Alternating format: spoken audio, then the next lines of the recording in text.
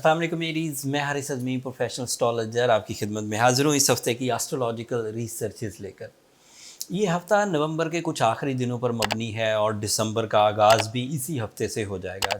तकरीबन 4 दिसंबर तक की ये एस्ट्रोलॉजिकल रिपोर्ट है।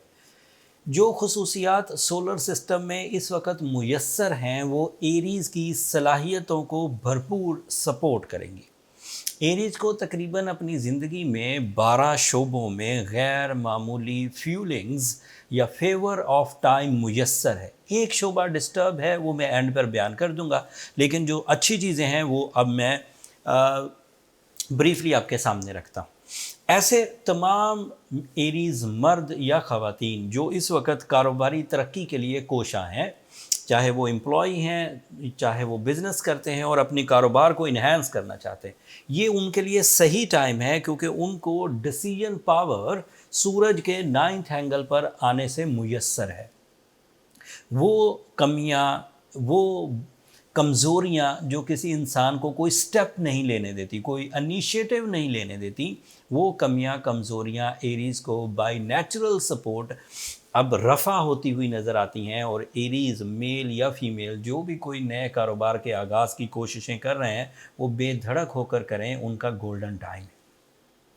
कोई ऐसे एरीज जो ऑलरेडी किसी काम में पहले से सोर्स ऑफ इनकम परफॉर्म कर रहे हैं और किसी वजह से उस सोर्स ऑफ इनकम में कुछ रुझान डाउनवर्ड है, कुछ नाकामियों का सामना उन्हें करना पड़ रहा है, उन्हें अपनी हिम्मत नहीं छोड़नी चाहिए। एंड कोशिश दोबारा इस हफ्ते से शुरू करिए, जो 28 नवंबर से शुरू हो रहा है। यहाँ से आपकी कामयाबियों को नई तरह का फ्यूल मिलेगा, नई तरह की सपोर्ट मिलेगी, जो आपकी ग्रोथ की वजह बन सकती है। ऐसे एरीज मेल या फीमेल जो जिनके यहाँ जॉब के क्राइसिस थे, जॉब मिल नहीं रही थी या जॉब पर कुछ इश्यूज चल रहे थे जो कि उनके लिए एक तरह से बेचैनी का बदएतमादी की वजह बन रहे थे, वो इस हफ्ते रिजॉल्व होने के पूरे एज पर है। वीनस भी आपके 9th एंगल पर है। ये अलग से एक खुशखबरी की बात है। एरीज़, अगर कोई जज्बाती कैफियत में मुब्तला एरीज़ था, मेल या फीमेल, और उसे अपनी शादी के डिसीजंस लेने थे, तो एस्ट्रोलॉजिकली कवानीन फल्कियात के अतबार से वो इस वक्त अपने लाइफ पार्टनरशिप के डिसीजन फर्मली ईजीली ले सकते हैं। मैरिटफुल डिसीजंस होंगे, उन मैरिटफुल डिसीजंस में अटैचमेंट बहुत स्ट्रॉन्ग होगी। लव इमोशंस के स्ट्रॉन्ग बॉन्डिंग की वजह से जो रिश्तेदारी भी आप इख्तियार करेंगे वो कामयाबियों पर मबनी होगी, वो इत्तफाक पर मबनी होगी, वो बरकत पर मबनी होगी। ऐसे एरीज़ जो किसी तरह की नाराज़गी में उलझ गए थे, मिसअंडरस्टैंडिंग्स हो गई थी और उनकी वजह से उनके रिश्ते कमज़ोर हो गए थे, वो एक दफ़ा दोबारा कोशिश करें, इस हफ्ते से उनके रिश्तों में ठहराव आ जाएगा। अब जो बहुत बड़ी कामयाबी है वो ये कि मरकरी भी आपके 9th एंगल पर है। ये हायर एजुकेशन स्टूडेंट्स के लिए बेहतरीन फॉर्म है। कोई स्टूडेंट अपनी तालीमी सरगर्मियों में बहुत स्ट्रगलिंग था, उसे चीज़ें समझ नहीं आती थी, वो चीज़ों को मेमोराइज़ नहीं कर पाते थे, कंसंट्रेट नहीं कर पाते थे, या फिर वो दोहरी सोच में मुब्तला थे कि वो किस तरह का तालीम या किस सेक्टर ऑफ एजुकेशन में अपनी परफॉर्मेंसेस दें। इस वक्त वो डिसाइसिव भी हो जाएंगे, इस वक्त वो परफॉर्मर भी हो जाएंगे और उनकी परफॉर्मेंसेस को रिवॉर्ड्स भी मिलने लगेंगे। मतलब वो जब एग्ज़ाम अपनी तरफ से दे लेंगे तो उसके रिज़ल्ट्स अच्छे आएंगे उनको। आखिरी खबर, जिस तरह की ये सारी सिचुएशन जो अभी तक मैंने बयान की हैं, इनका ताल्लुक़ आपकी सलाहियतों से है।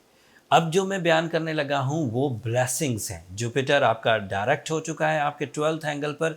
इसके डायरेक्ट होने से आपको कुछ एक्स्ट्रा रिवॉर्ड्स भी मिलेंगे, जिन्हें हम सादा लफ्ज़ों में ब्लेसिंग्स कह सकते हैं या बरकत कह सकते हैं, खैर कह सकते हैं। ये ऐसी सिचुएशन है जिसमें आप जो भी परफॉर्म करेंगे उसका 40% आपको इन्हेंस होकर मिलेगा। उसमें लव साइड है, उसमें कैरियर साइड है, उसमें एजुकेशनल साइड है। ये वो डायरेक्ट एडवांटेजेस थे जो एरीज़ को मुयस्सर है। कुछ इनडायरेक्ट एडवांटेजेस भी हैं जो कि वो इंजॉय कर सकते हैं। अब अगर आपके इन दिनों के एजेंडाज, इन दिनों जो आप परफॉर्मेंसेस कर रहे हैं, कोई इन दिनों तालीम पर गौर कर रहा होगा एरीज़, कोई इन दिनों लाइफ पार्टनरशिप पर गौर कर रहा होगा, कोई इन दिनों बिजनेस को स्टार्ट करने की तरकीबात अपनी प्रोसीड कर रहा होगा, उन सब को तो एडवांटेज है। बट अब जो बातें बयान करने वाला हूँ, इन लोगों को भी पॉजिटिव फ्यूल्स मिलेंगे। जैसे ऐसा कोई आदमी जिसको अपनी पब्लिक इमेज को बेहतर बनाना हो, उसके लिए भी ये टाइम अच्छा है। वो अपनी पब्लिक इमेज के लिए कोशिशें करे, इवन वो अपनी फैमिली इमेज के लिए भी कोशिशें करें। कुछ फैमिलीज़ में कुछ मेंबर्स ऐसे होते हैं जो किसी वजह से अपनी रिस्पेक्ट खो देते हैं, वो इस वक्त अगर कोशिश करेंगे तो कामयाब रहेंगे। इस वक्त आपको आपने पार्टनरशिप वाले बिजनेसेस के लिए भी कोशिश बेहतर रहेगी। इस वक्त आपके लिए आपकी जो फैमिली लेवल्स के डिसीजंस हैं, जैसे आपको कोई कुर्बानी देनी है अपनी फैमिली के लिए या फैमिली को सपोर्ट करना है, तो this is right time. And last में आपके समंदर पार जाने के जो मामलात हैं उसमें भी आसाइश है, उसमें भी ग्रोथ है। अब वो बुरी खबर जो मैंने शुरू में बयान की थी, आपका रूलिंग प्लैनेट रेट्रोग्रेड है मार्स की रेट्रोग्रेशन से आपको 2 या 3 कॉम्प्लिकेशंस आएंगी।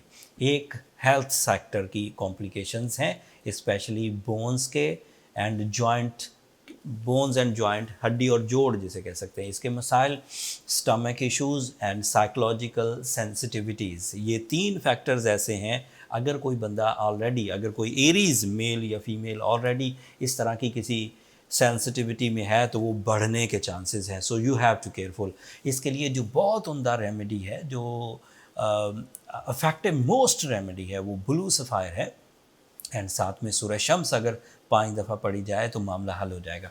लेकिन अगर कोई एरीज़ इन वीडियोस को देखकर पिछले कई सालों से ब्लू सफ़ायर पहने हुए है, साथ में सूरह शम्स को वो कंटिन्यूसली 5 दफ़ा कंसीडर कर रहे हैं और मामला फिर भी हल नहीं हो रहा, तो फिर उन्हें ज़्यादा इस बीमारी को या इस कम हिम्मती को बर्दाश्त नहीं करना चाहिए। उन्हें अपनी पर्सनल कैलकुलेशंस की तरफ चले जाना चाहिए।